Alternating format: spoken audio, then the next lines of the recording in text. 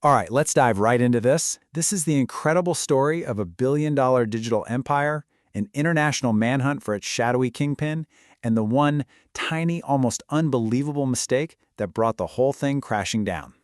So at its absolute peak, the dark web marketplace AlphaBay wasn't just some website. It was a global criminal superstore. And it was handling over $1 billion in totally anonymous, illicit transactions. But this entire criminal enterprise, with all its fancy technology and layers upon layers of anonymity, it was all unraveled by a single, shockingly simple mistake. Seriously, it's a mistake you or I could easily make. So, you gotta understand, between 2014 and 2017, AlphaBay grew into what everyone considered an untouchable digital fortress. I mean, it was enormous, at least 10 times the size of its infamous predecessor, the Silk Road. For a while there, it was the undisputed king of the dark web. It was literally a one-stop shop for criminality. We're talking over 250,000 listings for illegal drugs like fentanyl and heroin, and another 100,000 listings for things like stolen identities, hacking tools, even firearms. You name it. If it was illegal, you could probably find it on there. And the platform served a massive user base, over 400,000 people, buyers and sellers, all of them operating under what they absolutely believed was a perfect cloak of digital invisibility. And that sense of being invincible? Well, it was all built on technology. By routing all the traffic through the anonymous Tor network and demanding payment in privacy-focused cryptocurrencies, its founder and all its users felt like they were inside a digital fortress, totally beyond the reach of law enforcement. So for years, law enforcement agencies from 7 different countries were hunting the site's mysterious founder. They didn't have a name, they didn't have a face. All they had was a username, Alpha02. The challenge was just immense. I mean, how do you catch a ghost in the machine, right? But for these international investigators, the mission was crystal clear. They wanted to prove that the so-called anonymity of the dark web was, as they put it, illusory. But this whole multi-year international investigation would end up pivoting on a single point of human error. It was a security failure so simple, it's almost unbelievable, for the mastermind of such a sophisticated operation. So how'd they do it? How did they finally connect this anonymous online persona, Alpha02, to a real, living, breathing person they could actually go and arrest? Well, you're not going to believe this. The breakthrough came from a Hotmail address. For years, the administrator of AlphaBay had been accidentally including his personal email in the header of the site's automated welcome messages to every new user. That one single digital breadcrumb was all investigators needed. It led them straight to a tech forum post from way back in 2008, where a user named Alpha02 had posted a question and then signed it with his real name, Alexandra Cases, and that exact same Hotmail address. From there, boom, they linked the email to his PayPal account, his legitimate Canadian tech company. It was game over.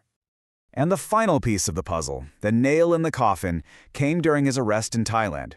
When police raided his home, they found his laptop open, running, and completely unencrypted. He was literally logged into AlphaBay as admin, basically handing them the keys to the entire kingdom.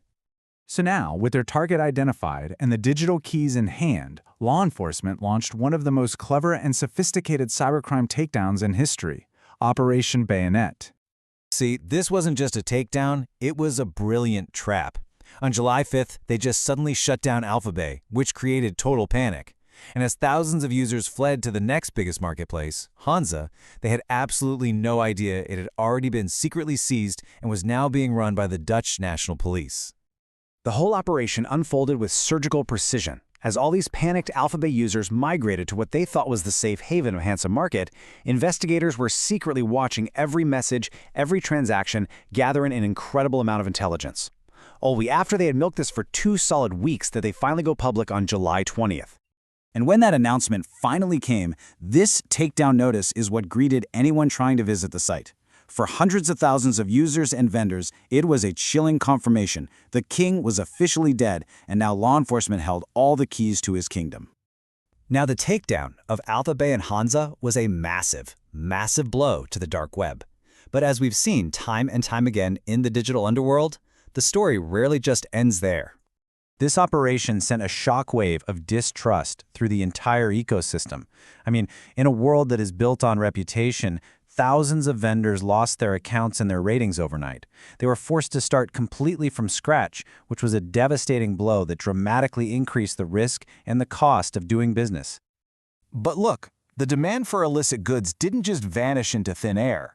While the two biggest markets were eliminated, the users just migrated to other platforms. Dream Market, for example, saw this huge influx of new users, basically picking up right where AlphaBay left off. In fact, and this just shows you the incredible resilience of these networks, AlphaBay was actually relaunched a few years later by its alleged co-founder. Now, it too has since disappeared, but it just proves that for every marketplace that falls, another one is waiting in the wings to take its place. So in the end, the takedown of AlphaBay was a monumental victory for law enforcement, no doubt. It was a masterclass in global cooperation. But it also highlights the core challenge of this fight. It's basically a game of whack-a-mole. Because the networks are decentralized and the economic demand is constant, shutting one market down just creates an opportunity for another to rise up. So the real question remains, in a battle that never seems to end, what does victory actually look like?